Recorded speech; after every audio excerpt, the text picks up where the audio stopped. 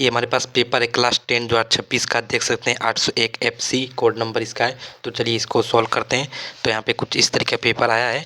तो सबसे पहले यहाँ पे दिख दिया है 15 मिनट बच्चा पढ़ने की निर्धारित है, सभी प्रश्न अनिवार्य है। सबसे पहले देख सकते हैं खंड बहुविकल्पी प्रश्न, यानी कि 20 नंबर के जो प्रश्न है 20 नंबर के वो वाले हैं। तो पहला वाला क्वेश्चन है ध्रुवसाम्नी नाटक है। ध्रुवसाम्नी नाटक कौन है? तो यहाँ पे क्या हो जाएगा, तो ये बहुत आसान है, ये वाला हो जाएगा जयशंकर प्रसाद का, यानी कि ये बी वाला। तो बी वाला टिक लगा देना है आपको। फिर उसके बाद है यहाँ पे प्रेमचंद्र उपन्यास नहीं है। तो प्रेमचंद्र उपन्यास कौन नहीं है? त्यागपत्र है, ये भी बी वाला हो जाएगा। उसके बाद है आचार्य रामचंद्र शुक्ला का निबंध संग्रह है, यानी कि आचार्य रामचंद्र शुक्ला का निबंध संग्रह है, तो क्या हो जाएगा यहाँ पे चिंतामणि हो जाएगा, ये वाला ये। फिर उसके बाद हरिवंश राय बच्चन की रचना है। तो हरिवंश राय बच्चन की रचना है तो क्या है? तो ये हो जाएगा यहाँ पे क्या भूलूं क्या याद करूं, ये वाला हो जाएगा हरिवंश राय बच्चन की, यही है, ठीक है। उसके बाद हो जाएगा विराटा पद्मिनी के उपन्यास के लेखक है पांचवा का। तो इसका क्या हो जाएगा? तो इसका हो जाएगा यहाँ पे वृंदावन लाल वर्मा, ये वाला हो जाएगा। फिर ये पद्माभरण रचना है। तो पद्माभरण रचना कौन सा हो जाएगा? तो ये वाला जो हो जाएगा ये हो जाएगा ये पद्माकर की, ठीक है, पद्माकर वाला ये हो जाएगा। उसके बाद है फिर रीतिकाल की प्रवृत्ति नहीं है। तो ये हो जाएगा विद्रोह एवं क्रांति की भावना, ये वाला हो जाएगा ऑप्शन सतवा का। अब सतवा तो हो गया। अब क्या है, अब यहाँ पे है ये प्रिय प्रयास रचना है। तो प्रिय प्रयास रचना है क्या हो जाएगा? अध्याय सिंह उपाध्याय वाला, ये हो जाएगा। उसके बाद फिर यहाँ पे है प्रगति युग के कवि नहीं है। तो प्रगति युग कवि कौन नहीं है? तो मैथिली शरण गुप्त, ये वाला ऑप्शन से हो जाएगा। फिर उसके बाद है यामा। तो यामा वाला क्या हो जाएगा? यामा काव्य संग्रह है। तो इसमें जो हो जाएगा यहाँ पे महादेवी वर्मा, आप लोग पढ़े होंगे यामा में, महादेवी वर्मा यामा द्वारा लिखी गई थी। उसके बाद है यहाँ पे शोक अस्थाई भाव है। तो शोक का अस्थाई भाव क्या हो जाएगा यहाँ पे? तो उसका हो जाएगा यहाँ पे सी वाला, ठीक है, करोड़ रस का, शोक माने 1 करोड़।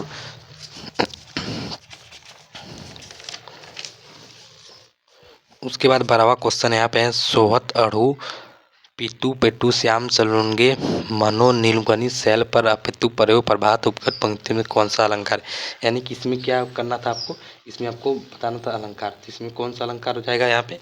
तो इसमें जो हो जाएगा यहाँ पे उत्प्रेक्षा अलंकार हो जाएगा, ठीक है, उत्प्रेक्षा अलंकार हो जाएगा। दोबारा भी हो जाएगा ये एक सममात्रिक छंद है, इसमें 4 अक्षर होते हैं, प्रत्येक अक्षर में 24 मात्रा होती है, 11 अक्षर यति होती है। ये लक्षण किस छंद का है? तो इसे आप लोग पढ़ेंगे तो ये भी काफ़ी आसान है। तो ये वाला हो जाएगा यहाँ पे रोला, रोला में का ये है। फिर उसके बाद अनु उपसर्ग प्रवृत्ति नहीं है, प्रयुक्त नहीं है, यानी कि अनु का उपसर्ग प्रयुक्त नहीं है। तो इसमें क्या हो जाएगा? इसमें हो जाएगा यहाँ पे अनुप्रयोग, यानी कि अनु प्लस प्रयोग। फिर त्रिभुवन में क्या हो जाएगा? त्रिभुवन में क्या हो जाएगा? त्रिभुवन में समास है दिगु, दिगु समास हो जाएगा त्रिभुवन में।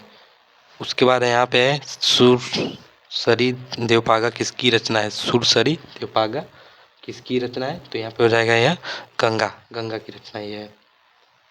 फिर उसके बाद हो जाएगा यहाँ पे युष्मद सर्वनाम शब्द का तृतीय विभक्ति एक वचन रूप होगा। तो इसमें क्या हो जाएगा? तो इसमें हो जाएगा यहाँ पे ये वाला तवया, तवया हो जाएगा इसमें।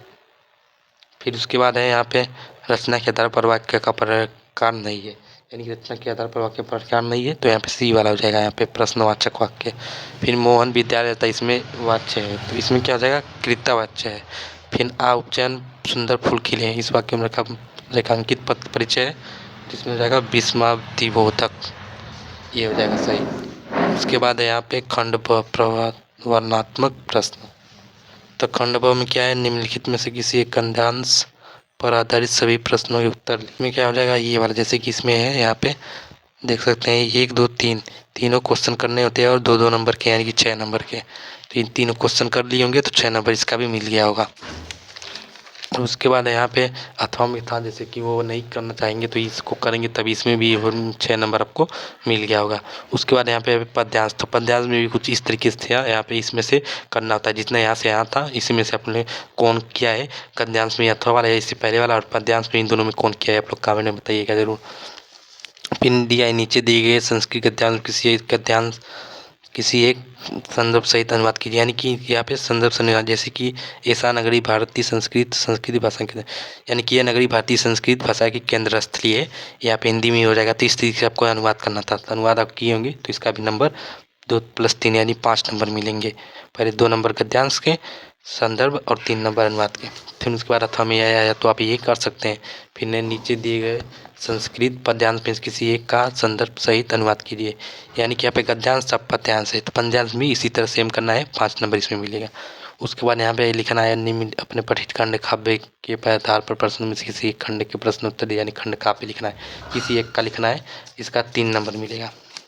अब यहाँ पे है निम्नलिखित लेखकों में से किसी एक का जीवन परिचय देते हुए उनकी प्रमुख रचना उल्लेख की, यानी कि जीवन परिचय का देते हुए उनकी रचना को उल्लेख करना है। 3 नंबर आपको मतलब कि यहाँ पे उनका जीवन परिचय का 2 नंबर, रचना का 5 नंबर।